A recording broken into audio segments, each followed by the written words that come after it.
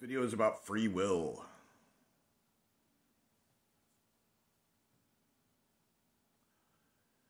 A lot of thoughts lately. Just about a lot of things. Nothing really in particular, anything worth doing or putting together. So I figured I would kind of lump some of that in here too.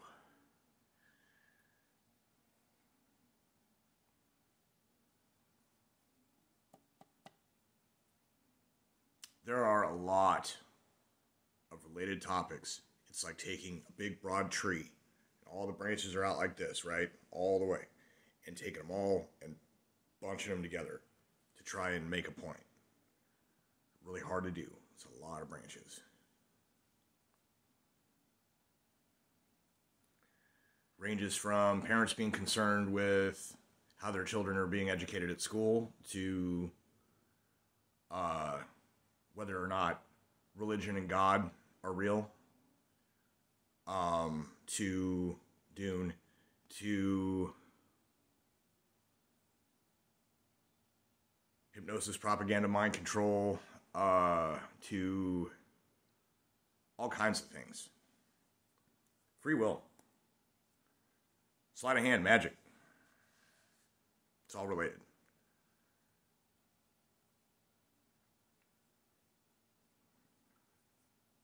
There's a lot of issues that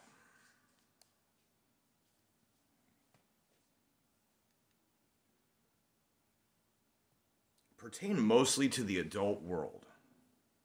They are things that, once a person is of age, independent, self-sufficient, can do if they like. If that's how they feel, if it's whatever. Then there are people in development, people still being grown, not quite ripe yet. We have many names for the different phases or classifications of the development of what eventually becomes an independent, self-sufficient, hopefully, human, adult. The mature human for life to do the thing.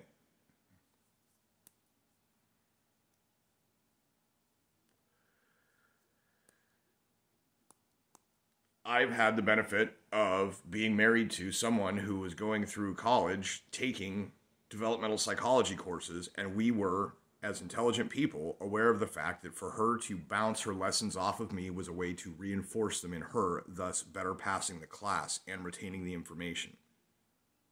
I have since also been able to relay what I learned through that process to others, which has then reinforced it in me. A lot of people that have kids don't. Most people that go through those courses don't do so until after they've had kids.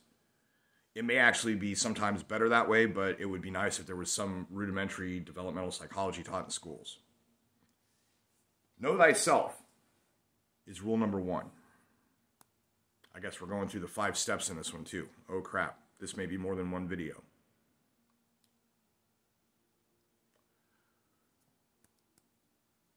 This may be 3.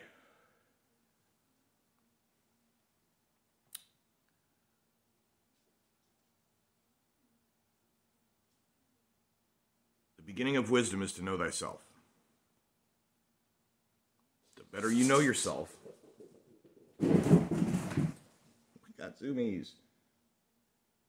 The better you know yourself, the wiser you can be.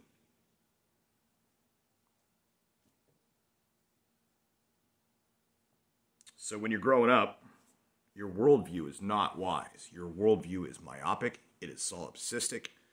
It is limited because of your lack of experience. And experience is what leads to wisdom. You can have wisdom beyond your years, but there are still experiences. And academic wisdom versus practical wisdom, they're not exactly the same. They intersect for sure.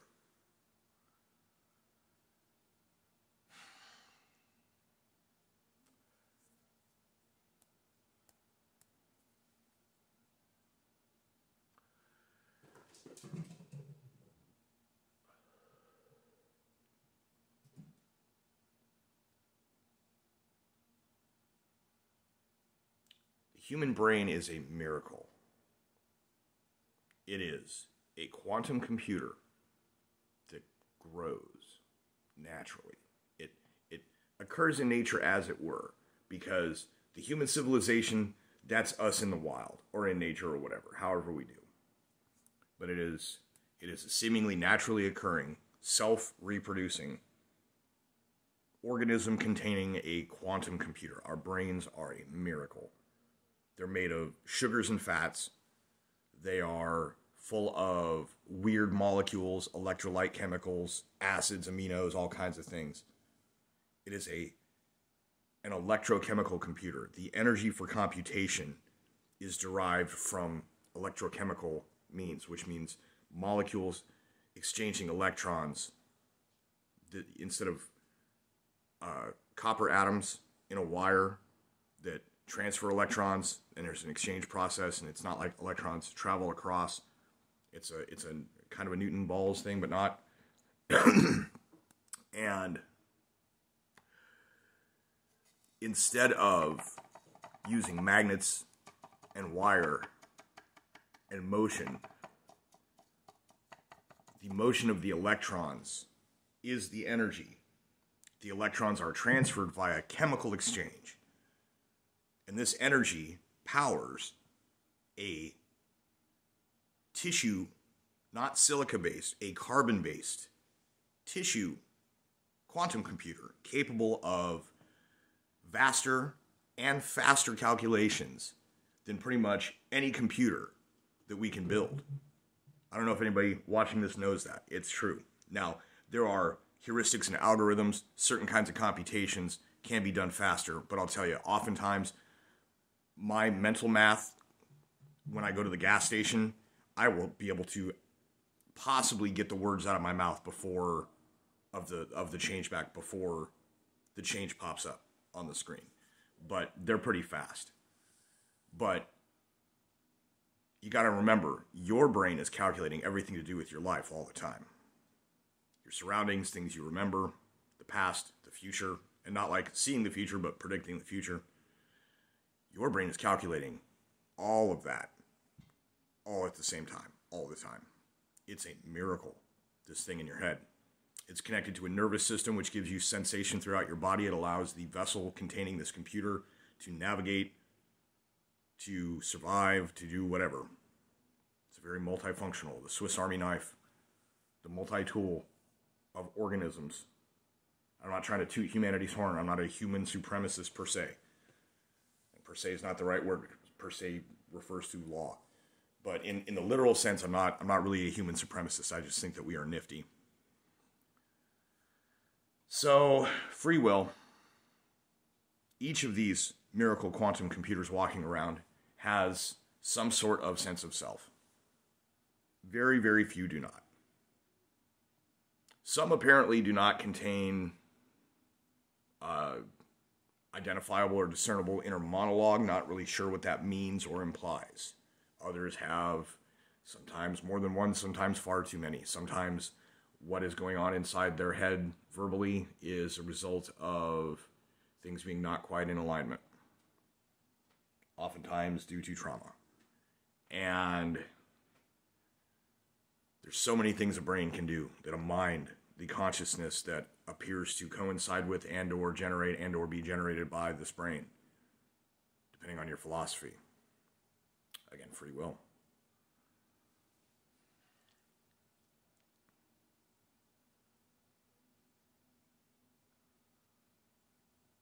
So a child in development is this miracle quantum computer, but it is not fully done growing.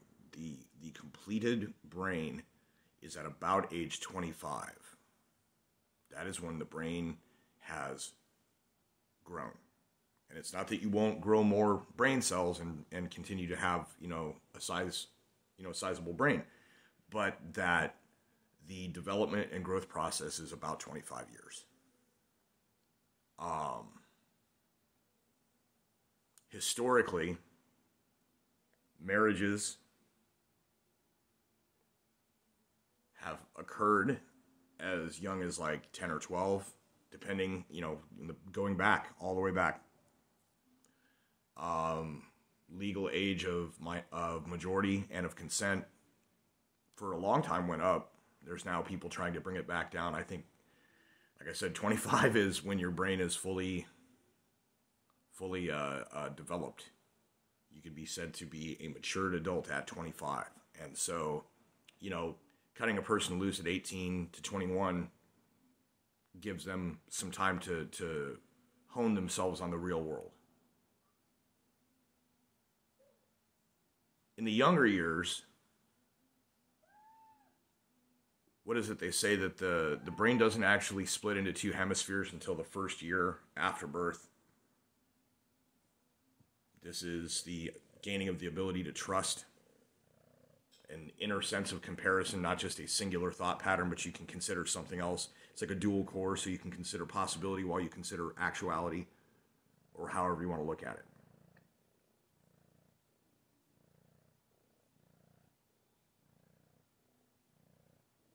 And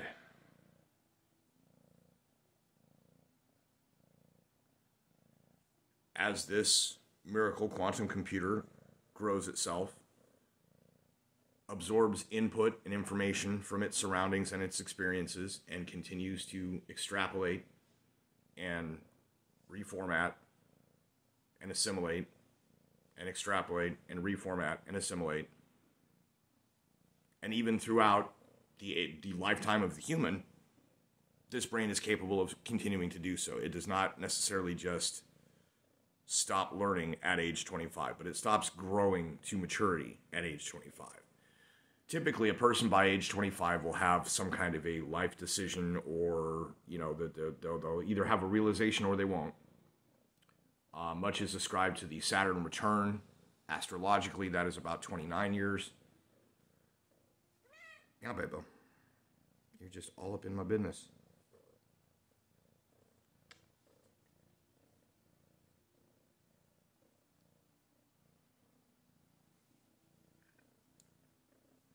Dune is about free will, but it's not just about free will. It's also about feminism. And it's so funny, a lot of the people that cite and quote Dune, like, some of them are definitely, pro-female, but, or at least, equality, which is the point. But for all of the manosphere citations of the Duncan Idaho is the ultimate male, or the, the archetypes and alphas and all this other shit or whatever. Everything from at least the third book moving forward was, and definitely the fourth book moving forward, was co-written by a woman. So there was a woman's insight, and making sure that the female characters' dialogue was accurate. There's a thing in Hollywood where most women's lines are written by men, and you can tell. So that's one of the things I found most fascinating. So the people that want to talk about, God Emperor Leto, or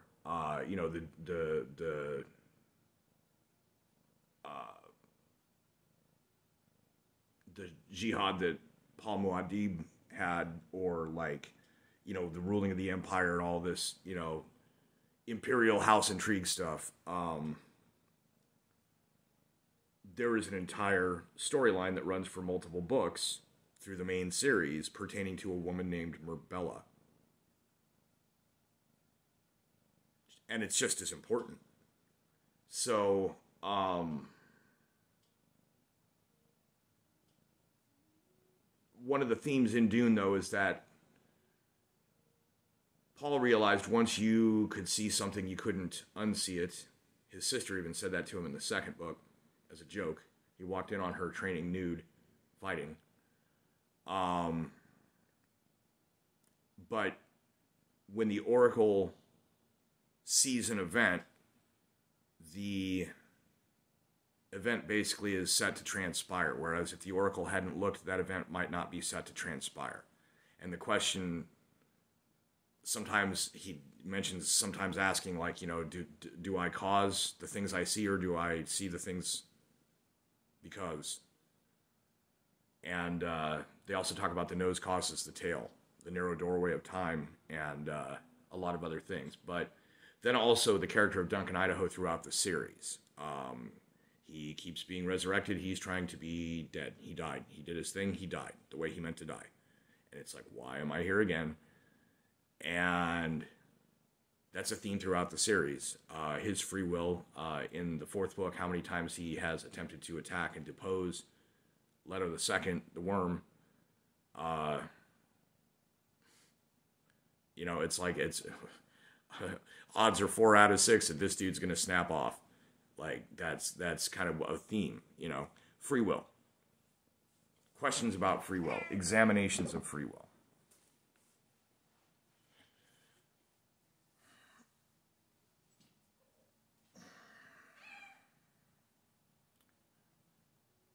So what kids are taught in school is important because oftentimes kids just take the authority of the teacher as real. Same as if you take a kid to church in Sunday school, they will take the authority of what they're told as real.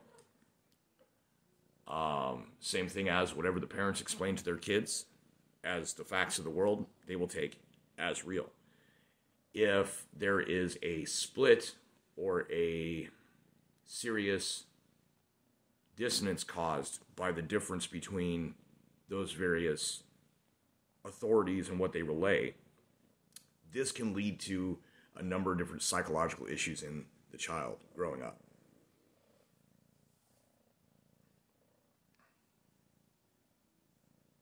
There is also the issue of that which has been learned takes a lot to unlearn. And it's a thing that adults can accomplish much more easily, but kids, this is an abstract concept that at a young age they couldn't possibly fathom. So you have to worry about that. And the fact that kids don't start thinking in abstract thought concepts until they are fairly older. So the idea that a person can look one way but feel another way on the inside to an extreme degree, something that would make them want to bring that inside to the outside, kids cannot understand that. They literally cannot cognate that yet. Which is why the thing that I'm saying here began with adults, the adult world, people who are, at the end of their brain development and can then make a sound decision.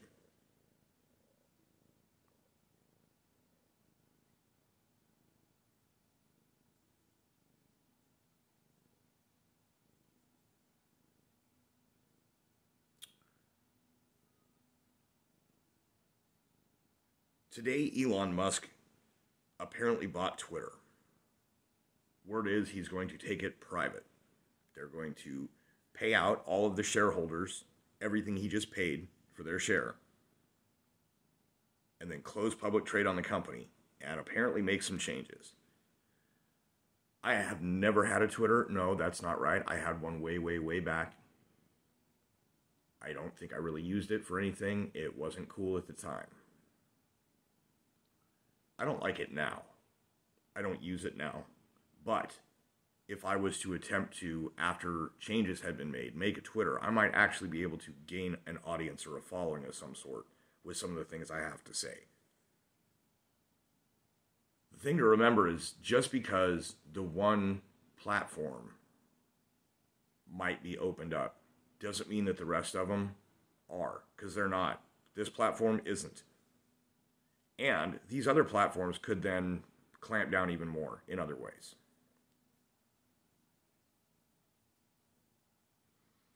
So the thing with free will is that the people that argue about free will are typically adults, generally near their mental maturity, some a little early. Their brain growth maturity, right?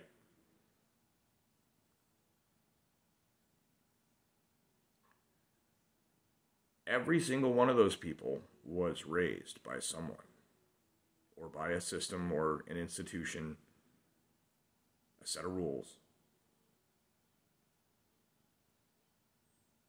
And those rules inform them, subconsciously, if not consciously, for life. Every one of those people going by those rules believes that they are making decisions based on free will, when really they are just looking at variables, possibilities, the now and the hypothetical, because we got two hemispheres, a very complex dual core with a sub coprocessor for everything else that also connects them both. It's a very fascinating machine.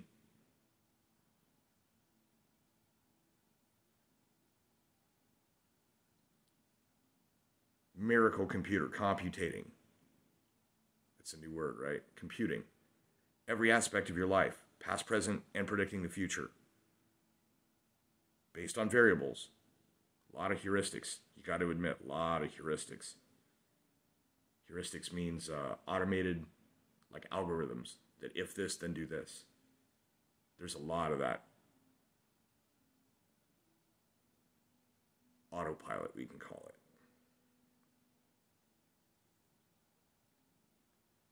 Decisions based on variables and input, not necessarily based on choice, and if based on choice, simply for the sake of defying the variables and the input, means doing things that are psychotic by definition. Just for reference at where I'm at here. Your miracle organic supercomputer, organic just means carbon-based, your miracle organic supercomputer, using sensory data and input and abstract theoretical concepts to decide or choose, to spur action, to further thought process, whatever.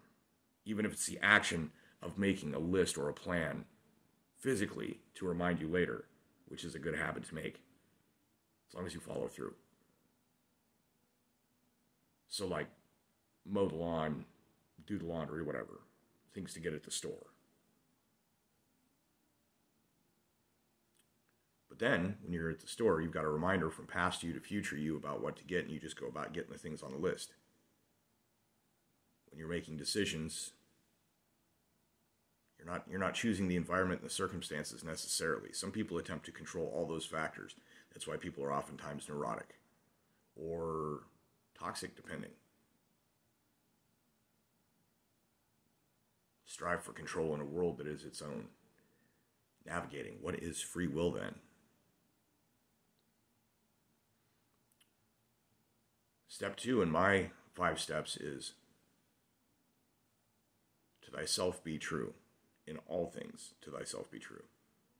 This does not mean, while knowing thyself, focusing only on thyself, but that know yourself to the point of what you believe, why you believe it. Either agree to and follow your principles, or set new principles and agree to and follow those. And according to those principles, that illusion of free will, heuristically through life,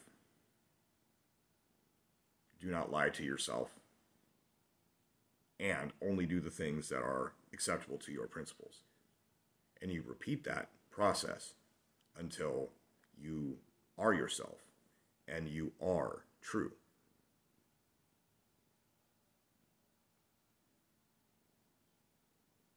So then you get to the true wisdom in life, being knowing that you know nothing. So what you need to do in this process is filter, sift, and reassimilate for the difference in things that you know, things that you don't know that you then come to know that you know. Things that you don't know that you don't know, and things that you know that you don't know. Accept that there are things that you don't know. That is where the true wisdom lies. After that, which is a laborious process, it is not an overnight thing, you get to step 4, which is any fool can know. The point is to understand. Take the experience, the academic and the practical, run it through that miracle supercomputer again, many, many, many times. Apply it daily as comparison until you find a way to embody it. This is like the literal physical acting out of finding insight and assimilating all factors getting a true perspective. True subjective to your input, however, filtering your input for bias through the previous steps and not simply just activating step 4 without having gone through the process.